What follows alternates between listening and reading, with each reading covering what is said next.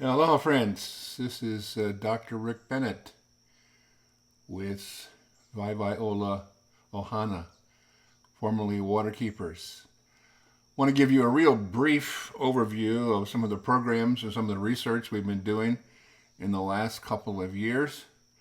Our intent is to empower people into action for the future. So our number one sustainability issue is water. And it is remarkable how much we assume about water and how it's used. But that is the theme running through all of our work.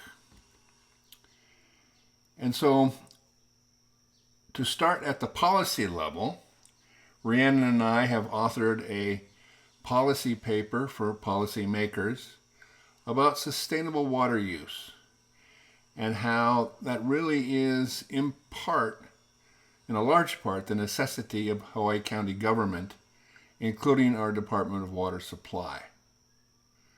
And so that paper is still circulating, generating some conversation. We've given it to all the policymakers, including the mayor and many of our elected folks in Honolulu.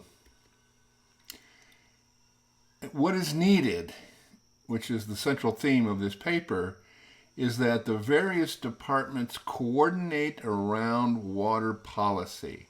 Today, many departments make policy commitments and make decision commitments without fully considering water and when not interacting with the other departments. And so our model attempts to create a framework for the integration of decision-making relative to our water policy. We've been doing a lot of research.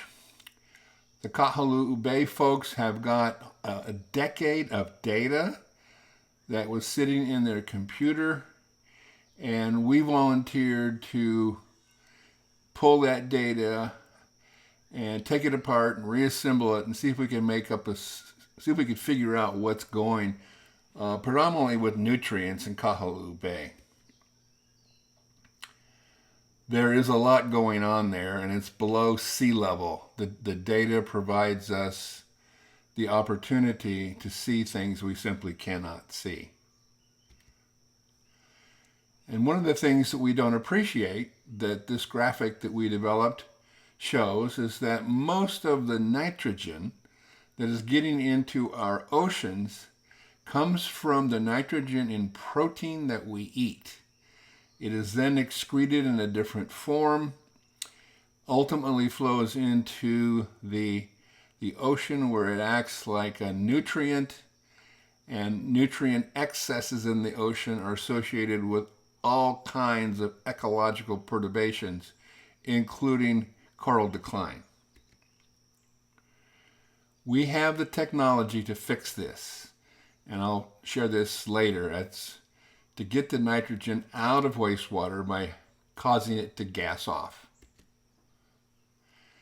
So very quickly, what we found at Kahului Bay is that the groundwater, shown by these arrows, has different concentrations of nitrogen, suggesting discrete lava tubes. And that is in fact the case. And so land-disposed nitrogen hits the groundwater, should I say hits the underground estuary, and then flows out predominantly at low tide. And so we've learned to measure these things at low tide to normalize the data.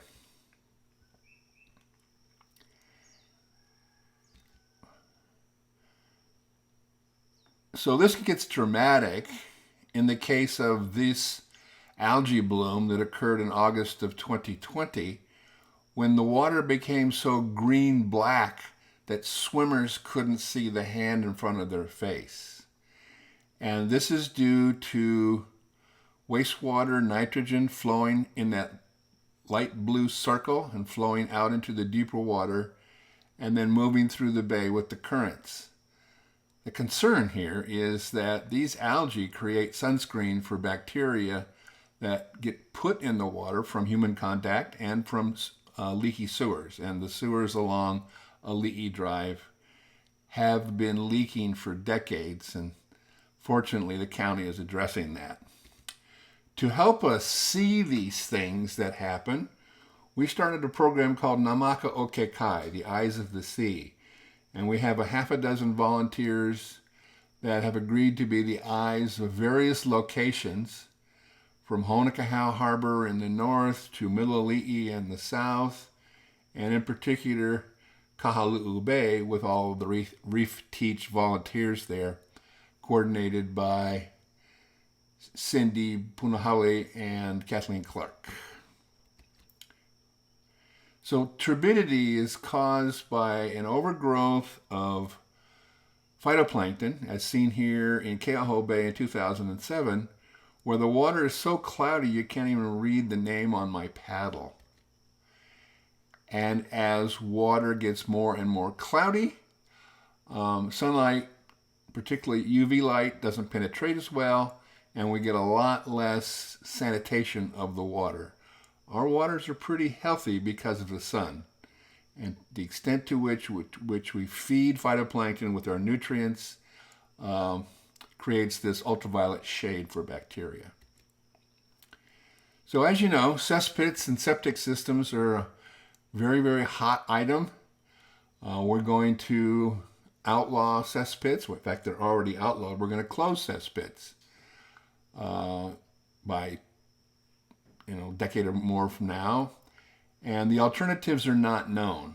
It is our view that septic systems, as they're currently approved by the state, are no better or worse than a cesspit. They just perpetuate the problem. So one of the things we have to understand is we live on top of a subterranean estuary, and that brackish water flows in and out with the tides every day, and then the freshwater lens, that is our drinking water, sits on top of the brackish water and is thickest well inland. As you get out towards the coastal plain, a mile or two from the shore, there really isn't any fresh water, and everything we dispose of on the land ends up in the estuary and ultimately flows into the ocean. So we are very interested in being able to detect wastewater flows in the ocean. And so we are the first to pioneer the detection of laundry optical brighteners in the state of Hawaii. And using some instrumentation, we're able to detect optical brighteners when laundry wastewater is discharged into the sea within a matter of days. It is an acute detection system that doesn't work after the optical brighteners have been exposed to sunlight. But for detecting the immediate release of wastewater, optical brighteners work quite well. A more long-term indicator of wastewater is the artificial sweetener sucralose. And again, we are the first to introduce sucralose detection in the state of Hawaii. And when we did a big survey here a couple of years ago, we found that about half of our coastal waters had detectable levels of sucrose, and some had none. The highest level of sucralose was found in wastewater at the wastewater treatment plant. The second highest level was found at the east end of Honokaha Harbor. It's believed that the wastewater discharged to land, as shown on the map to the right, flows in the groundwater about 7/10 of a mile and then discharges mostly into the harbor. Well, we're also very concerned about the health of people using the ocean. It's our responsibility. Unfortunately, we don't know how to evaluate it, in spite of the fact that the state has a monitoring program. And so we took 2 years of state data involving 8,500 data points, and we analyzed it. And what it shows is that it shows us we don't know what we're doing.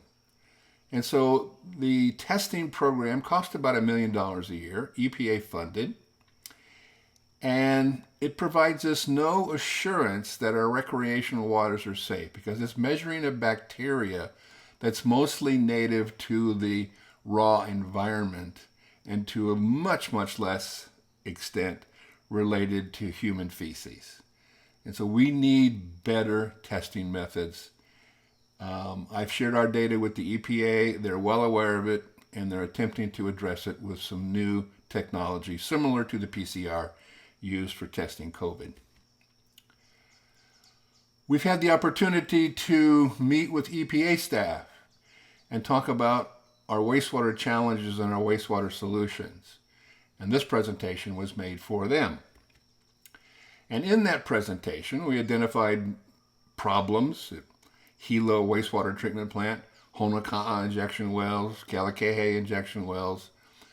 But the important thing I wanted to share is that technology developed in Long Island, New York, and validated and codified in the state of Florida is we can create a natural biological system with sand and sawdust, and then by creating aerobic and anaerobic environments, we can get the bacteria to denitrify the wastewater. It also removes the phosphorus while reducing pathogens to near zero.